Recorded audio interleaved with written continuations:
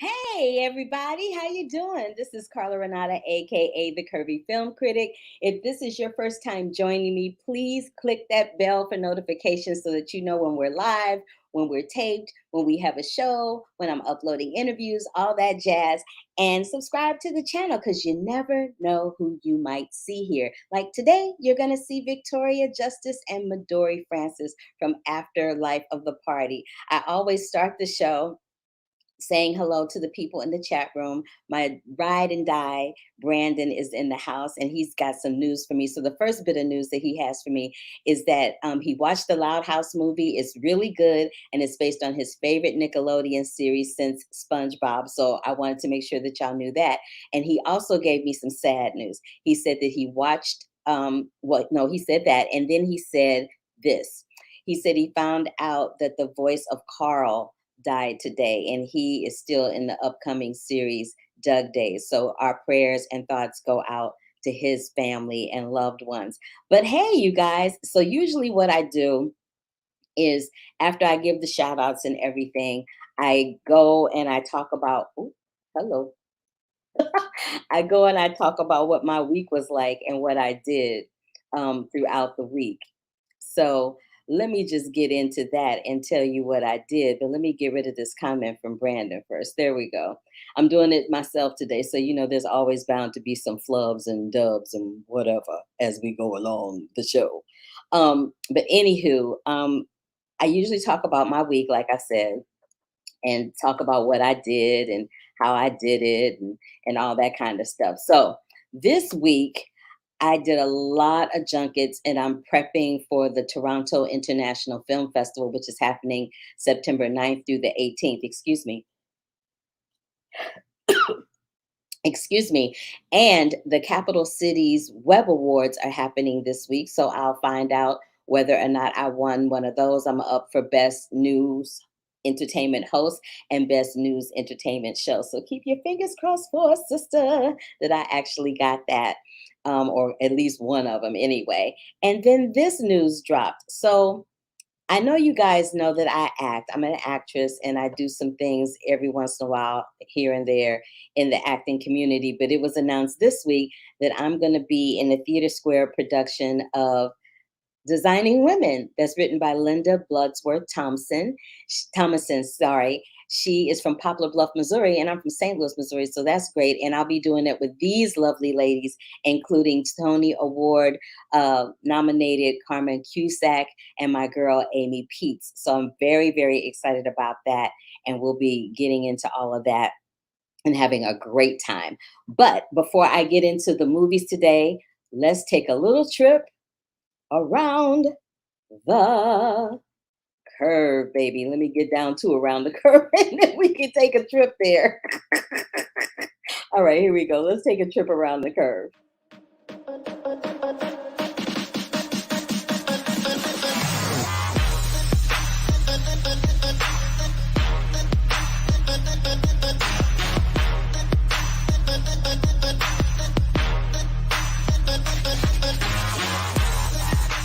Ed Asner, best known as Lou Grant on both The Mary Tyler Moore Show and a spin-off series, Lou Grant made him one of the few TV actors to portray the same character in both comedy and drama, passed away today at the age of 91. Eddie Murphy and Jonah Hill are set to star in an untitled comedy feature at Netflix, marking the directorial debut of Kenya Barris. Adrienne Warren, Broadway's Tina, signed a one-year development deal with Aaron Kaplan's Capitol Entertainment. Selena Smith has landed the title role of Annie in NBC's upcoming holiday production of Annie Live. Amazon Studios is revving its engines up for a new rom-com set in the world of NASCAR. Will Smith and John Moan for Westbrook Studios are producing.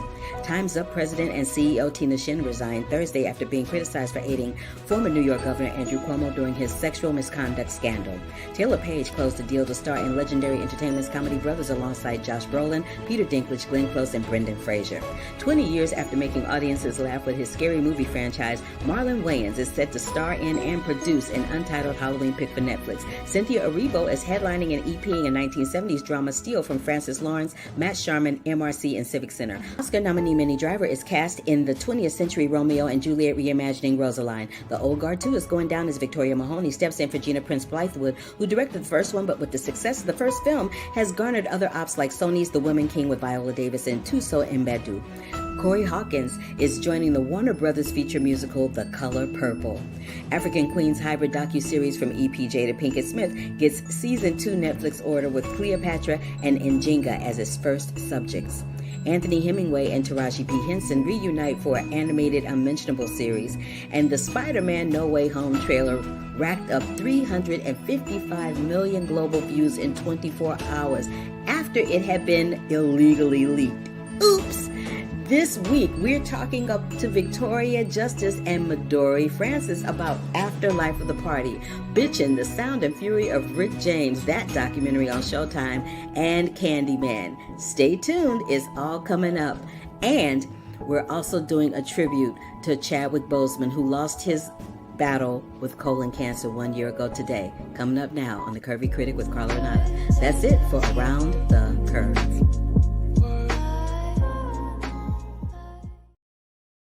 Alrighty, so I had a lot of news. I want to say again, rest in peace to Ed Asner. I really enjoyed him on the Mary Tyler Moore Show. It was one of my favorite shows to watch. So there's that. Fix my hair. So let's talk a little bit about Candyman. So y'all know I'm not big on the horror or the thriller tip, but actually, I do kind of like thrillers. I'm not big on horror. And I know the first time that they did Candyman, it was more of a horror movie. I saw it this time, and it was more of a thriller and an urban tale than it was a horror movie. And I actually kind of enjoyed it. The end was a little weird, but I enjoyed it. But before I get into the review of this Candyman with Yahya Abdul-Mateen and Tiana Paris, I want to do a little throwback to the original one starring Tony Todd. And you know how I roll when I do the Curvy Classic. I always give you some trivia. So I found out a few crazy things about Tony Todd.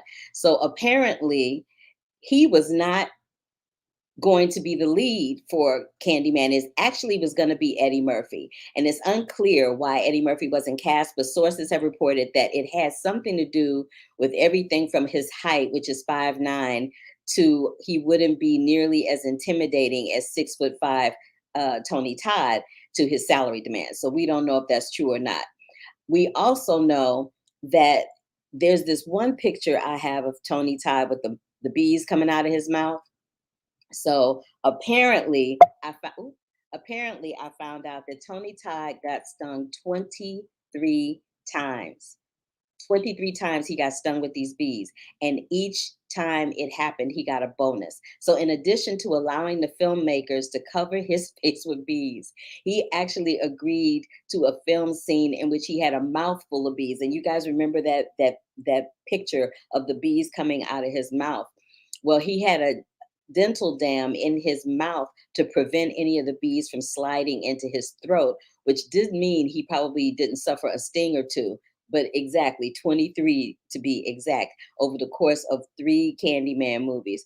Ooh, child, I hope it was worth it, and I hope he had a great lawyer, because that's some mess right there. I'm like, oh no, Tony Todd, really? You did all of that for some moolah? I don't know how I feel about that. I think I would be doing something else.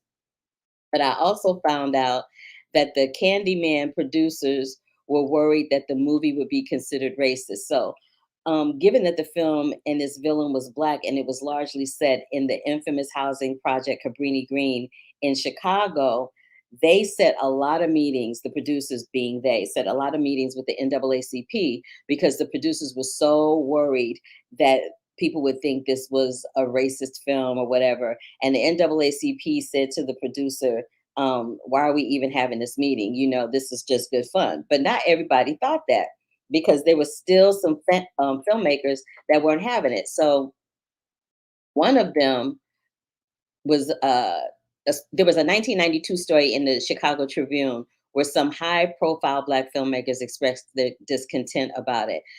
And quote, there's no question that the film plays on white middle class fears of Black people, said director Carl Franklin, who directed Out of Time and Devil in a Blue Dress. It unabashedly uses racial stereotypes and destructive myths to create shock. I found it hokey and unsettling. It didn't work for me because I don't share those fears and I don't buy into those myths. And he wasn't the only one. Reggie Hudlin, who y'all know from House Party, Boomerang, Marshall, a bunch of films. He described the film as worrisome, though he didn't want to speak on record about his specific issues with the film. He said, I've gotten calls about the movie, but I think I'm going to reserve comment. Some of my friends are in it, and I may someday want to work for TriStar. All right. All right for the diplomatic approach. Um, and there was an actual Candyman killer. So, though there was a Chicago-based legend of Candyman, though this Chicago-based legend of Candyman is a work of fiction, there was an actual serial killer known as Candyman or the Candyman between 1970 and 1973. Dean Corll kidnapped, tortured, murdered at least 28 boys in the Houston area, and Carl earned his sweet nickname from the fact that his family owned a candy factory. I'm a little frightened about that. And one other thing I wanted to tell you guys about it, the bees in the film were bred to specifically appear on screen. So no, that is not CGI that is on Tony Todd's face. Those are real bees. Those bees play a key role in this film are indeed real. So they looked appropriately frightening because they scared the hell out of me, but they were less dangerous to the cast, crew, filmmakers, and they used newborn bees. They were just 12 hours old so that they looked fully grown but had less powerful stingers. Child, a stinger is a stinger. If you're going to get stung, you're going to get stung. And an unexpected pregnancy landed Virginia Madsen in the role. So she was supposed to play Bernie, Helen's friend and classmate. That role went to Casey Lemons.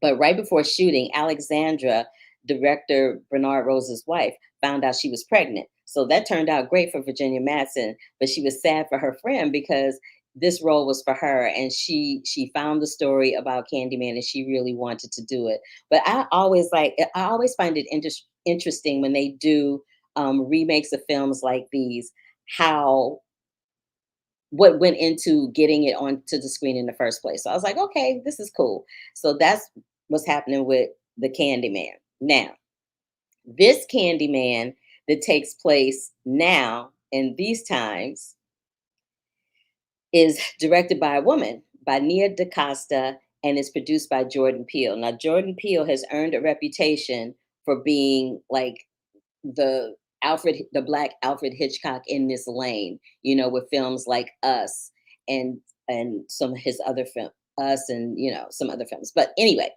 um what I really loved about this version is that the credits were backwards. The opening credits were backwards to the point where I was like, is something wrong with the stream? Like, I don't know what's going on. And it takes place in 1977, just like the first one did in Cabrini Green. The music is really creepy, it's really ominous, and they immediately cut from, the Candyman throwing a piece of candy in the laundry room and getting jacked up by the popo to a 2019 Cabrini Green.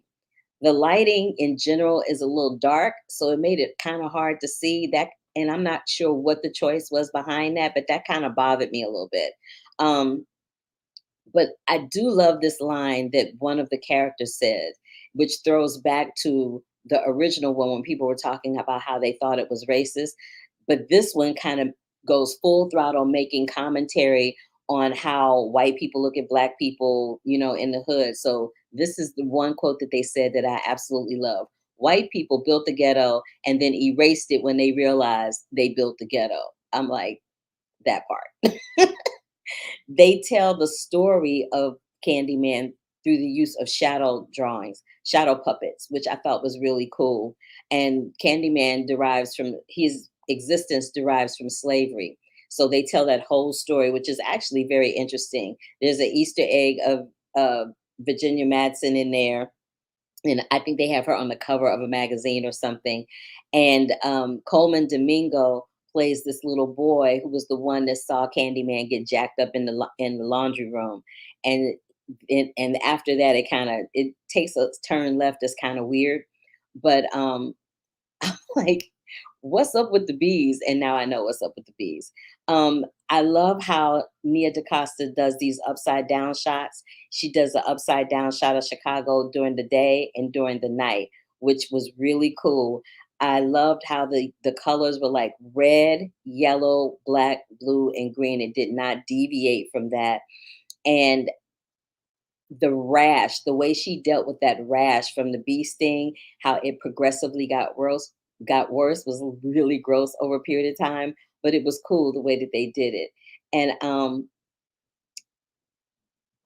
this other quote that they said, they love what we make, but not us. I thought that was the most powerful quote in the movie. And they meaning everybody else that's not black. Our music is appropriated, our art is appropriated. Even the little TikTokers had to go on protest because their dancing was being appropriated. But then, people don't want to give you respect as another human being on this planet just because your skin is a different color. And that is a huge message that is consistently hammered over and over again in this version of Candyman, which I kind of love. And I kind of love the homage to Alfred Hitchcock. There's a stair shot. If you've ever seen the Alfred Hitchcock movie, there's always a circular stair shot. And I love that Nia DaCosta used that in this film. And I loved Yahya Abdul-Mateen and Teyonah Parris in this. Yahya Abdul-Mateen is one of our most gifted actors of this generation. He does a wonderful job in this movie, and she does a wonderful job. The two of them together, how they flip on the dime with their characters, going from being normal people to being these people that are possessed by the spirit, is absolutely wonderful. Candyman is breaking box office records, one of the first, or maybe one of the top 5 to do so since the pandemic has lifted and during the pandemic time, because we're kind of still half in and half out. But it's produced by Universal Pictures. It is in theaters right now. You guys should check it out if you get a chance. It is called Candyman. It is produced by Universal Pictures and directed by Nia DaCosta and produced by Jordan Peele. All right. So let's go to the next thing on the agenda. Chadwick Boseman is somebody that I talk about often on this show because I'm a graduate of Howard University, and so was he. And a year ago, about this time, he lost his battle with colon cancer. So there's a lot of different programs and people paying homage to Chad and giving him a tribute to honor his life because he was gone too soon. And if you are listening and you have not been checked for colon cancer, please, please, please go get that colonoscopy and get checked. Colon cancer is a silent killer. It is not easily detected. It's more readily detected through a colonoscopy. Please do yourselves a favor and get that handled. So I want to say rest in peace to my HU Bison brother Chadwick Boseman, Black Panther, Wakanda forever. All right, so Victoria Justice and Midori Francis are in this movie on Netflix called The Afterlife of the Party. It is hella cute, and I had a great time watching it. I had a great time interviewing the girls about it. So what I'm going to do is I'm going to play this interview with them first, and then I'll come back and review the movie. So take a look and a listen to this interview with Midori Francis and Victoria Justice from Afterlife of the Party. Great. How are you doing? I'm good. Let me tell you something. Y'all got me with this movie. Y'all got me. Y'all got me good. You got me good. But before we get into it, let me just congratulate Midori on her Daytime Emmy nom. Congratulations for that.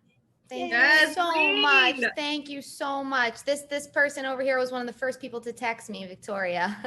Thank you. I really appreciate that. Thank you. You are more than welcome.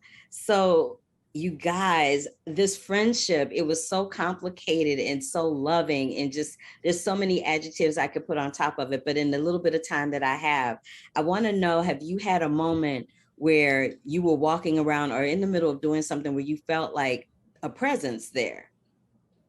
Somebody, like a spiritual presence. Yeah. That's a great question. Well, to be honest, I'm kind of a scaredy cat. Like, I'm like low-key afraid of the dark. So I am too. I have night lights everywhere. Yeah, like I have to have like all doors closed in my room. Otherwise, like I think like demons are gonna come out of my bathroom. It's a whole thing. No, it's fine. We're learning so much about you, Vic, in this interview. Yeah. But yeah, I mean, I think when I was younger, I had an experience where I was living in a 2-bedroom apartment with my family in LA, and my sister and I were sharing a room, and I couldn't get to sleep one night. And I was like staring off down the hallway bathroom, and there were these 2 cabinet doors, and one of them just started like opening and closing by itself. It really freaked me out. And I ran out of my room. Sorry to my sister. I left her in there alone. I like went to get my parents. Oh, Maddie. I know. I'm so sorry, Maddie. But yeah, my parents were like, oh, maybe it was just like a little earthquake. And I was like, I really don't think it was an earthquake. So who knows? Midori, have you ever had? I've never seen a ghost. I am so open to the supernatural happening. I literally would be fine with it. And it has not happened for me, sadly. Oh, no problem. You know, because yesterday I was telling the story in the hospitality room. Yesterday I was at the grocery store and the cicada was following this woman around. And I said, have you lost anybody recently? And she said, her mom. I'm like, that's probably your mom following you around, because it was aggressively following her. It was hilarious. Beautiful. Yeah, I do have an experience when my grandpa passed when I was 8. My mom told me if there's ever one white butterfly alone, that was my grandpa. And to this day, and actually I saw my little nephew, we were together the other day, and there was one little white butterfly, and it did feel like it was him. I love that. So you guys do impromptu dance parties in the movie. Have you done an impromptu dance party during COVID? Yes. Midori's like, no. She's just shaking her head like, no. No, I was having flashbacks of our dancing. That's all. Oh my God, that dancing. Oh my God. Oh my God. But I feel like when we were filming the movie in South Africa, because we were living in a bubble together, we had a lot of impromptu dance parties, like just hanging out with everyone. We would just put on like Britney or like whatever. Torn, Natalie Imbruglia, however you say that. Remember Torn? Yeah. Alanis Morissette. And also we stayed at this amazing hotel in South Africa called Spear Hotels, where everyone that worked there was so amazing. We all became like this big family. And one night the whole staff came out and we learned this dance, this like traditional like South African kind of dance to this song. Yeah, to the song called Jerusalema. Oh my gosh. Which came from South Africa and was a huge, It was such a special moment. Love that.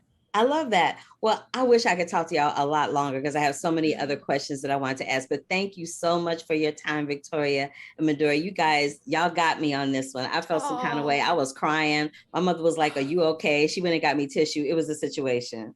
Oh, thank you so much. And I love everything about your room. I love everything and your energy. It's amazing. Yeah. Thank you, ladies. Thank you so much. All right. I'll see you on the next one. Yeah. Yeah. See you on the next one. Bye. Bye. Bye. When they started talking about that impromptu dance party, they were getting their entire life on. Oh, I've got no light on me. Yes, there we go. Let's get some more light, shall we? Yeah. Oh, yay. Let there be light. Okay, anyway. So let's talk about Afterlife of the Party. So this is a movie that talks about literally the afterlife is what it is. And it's the social butterfly, Cassie, who's played by Victoria. Her best friend, Midori, is named Lisa. And Cassie is the social butterfly who dies during her birthday. Baby, she had the worst death ever in the bathroom just because she was drunk and passed out. But she dies during her birthday week, and she's given a second chance to right her wrongs on Earth.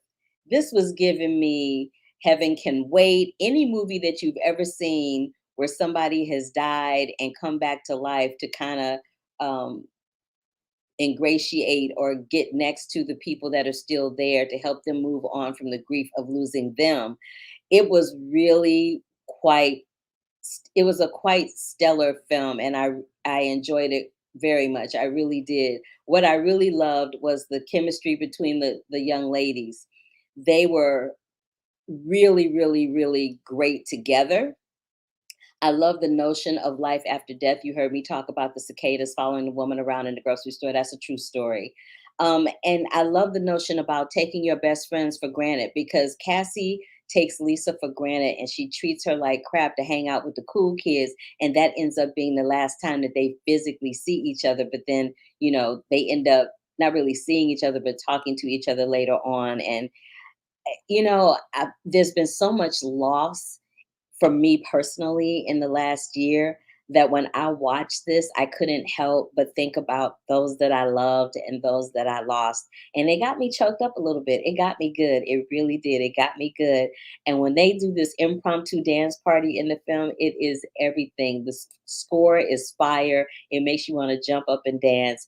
But the message behind the movie is more important, to live every day like it's your last. Don't assume that you have another day to get it right. So it's called Afterlife of the Party. It's directed by Stephen Herrick. It's going to be on Netflix on September 2nd, and it stars Victoria Justice and Midori Francis. Yay! And here they are.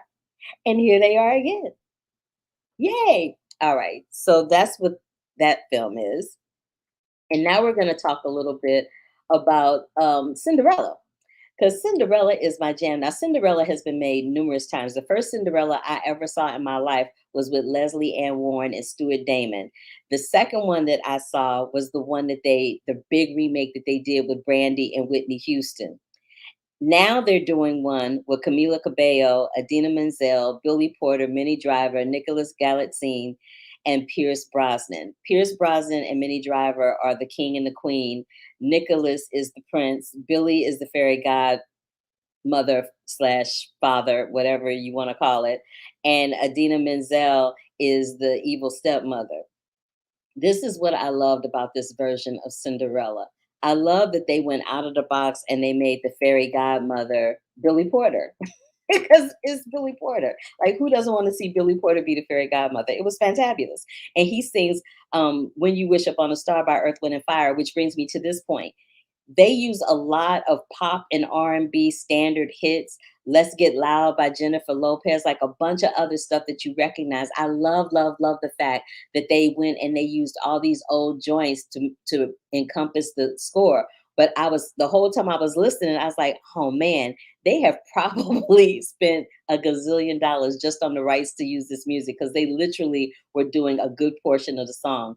I love that Minnie Driver as the queen was like, yo, I'm the queen, but it is not my job to just stand here and make you look good, Pierce Brosnan. This particular version of Cinderella was less about the fairy tale and more about female empowerment.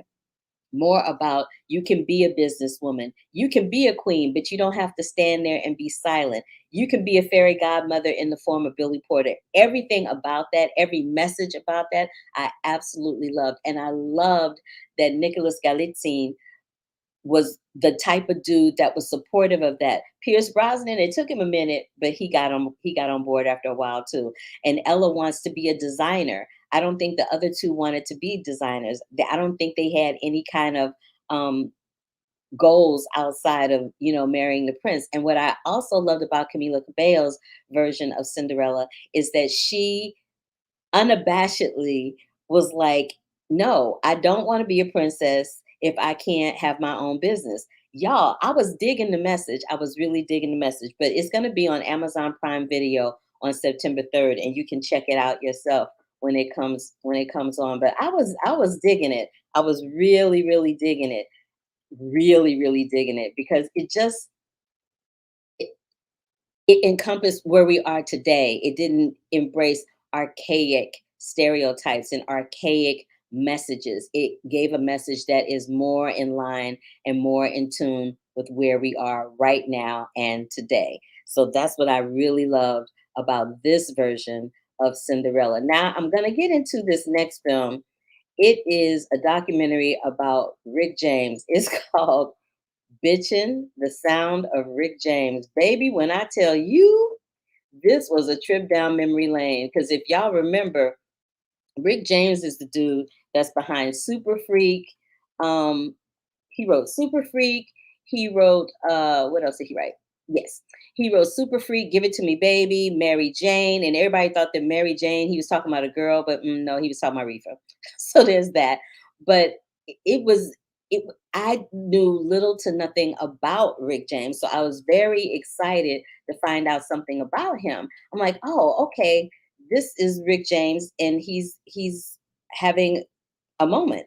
Oh, hey, Sharonda Williams, I can't believe you tuned in. What? Okay, so now I gotta act like I gotta act like a professional. But hey, girl, hey. Let me just say, hey, girl, hey. All right. Anywho, yes, I'm live today and it's a mess because I'm doing it by myself, but hey, gotta do what you gotta do. So, anyway, I was talking about Rick James and I was talking about this documentary. So, this documentary is gonna come on Showtime on September 3rd, and it is written and directed by Sasha Jenkins. I think it's right, Sasha Jenkins. Yeah, Sasha Jenkins, Sacha. And the thing that I love about this documentary is that we find out all about his genius, the genius of Rick James's music. We find out that never mind. So maybe y'all don't remember, but remember that back in the day, Dave Chappelle did this sketch on Rick James, and and he was always like, "I'm Rick James, bitch," and people would just holler. So what I loved about Rick James is that he actually got up at an award show and he was like, never mind who you thought I was, I'm Rick James, bitch. And I thought I would holler out loud. But at any rate, we find out that he is born and raised in Buffalo, New York, which is an extremely segregated city. His dad was extremely abusive of his mom, which, explains a lot about his treatment of women. He actually started out, he was in the army. I did not know Rick James was in the army. I did not know Rick James went AWOL. I did not know that he went AWOL and went to Toronto, Canada.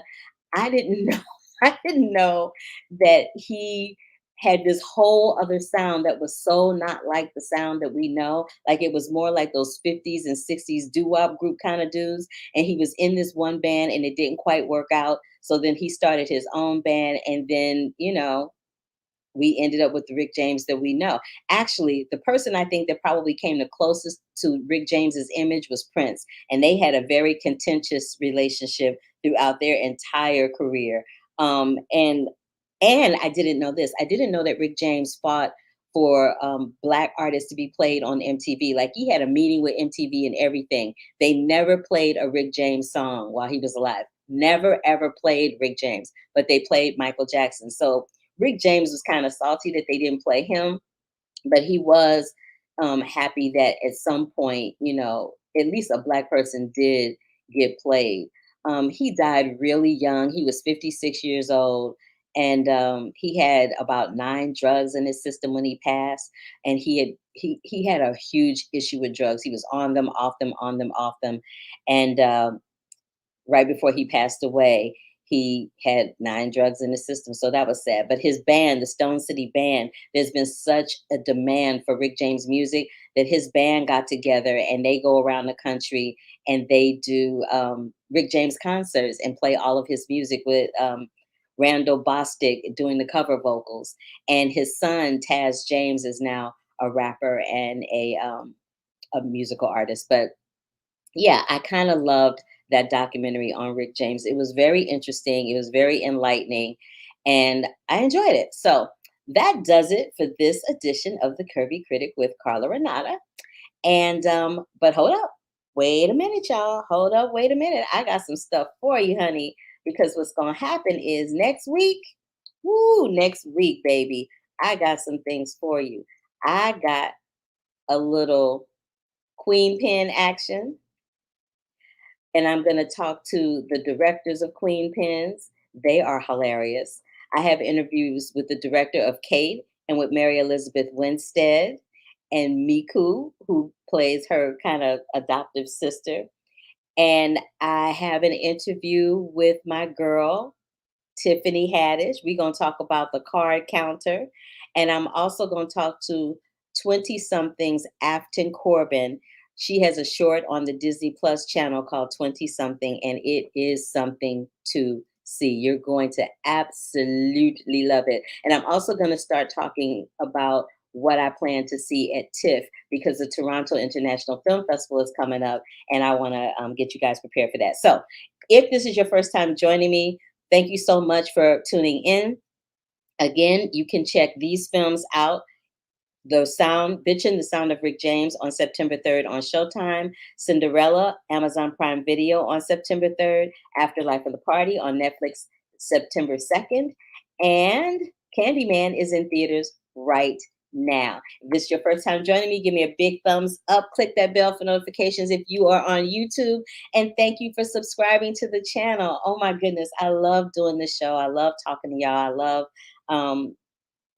giving you my take on the movies and bringing you some interviews every once in a while. So that is it for this edition of The Curvy Critic with Carla Renata. I'm your host, Carla Renata. And I also want to tell you that I may do a couple of pre-taped shows. This one was live, but I may be doing some pre-taped shows because I'll be in rehearsals for Designing Women. So I may not necessarily be able to be here with y'all live on Sundays at this time. I may have to, play around with the time a little bit. But anyway, thank you so much. And until the next time, love, peace, and hair grease, y'all. Love, peace, and hair grease, y'all. Deuces.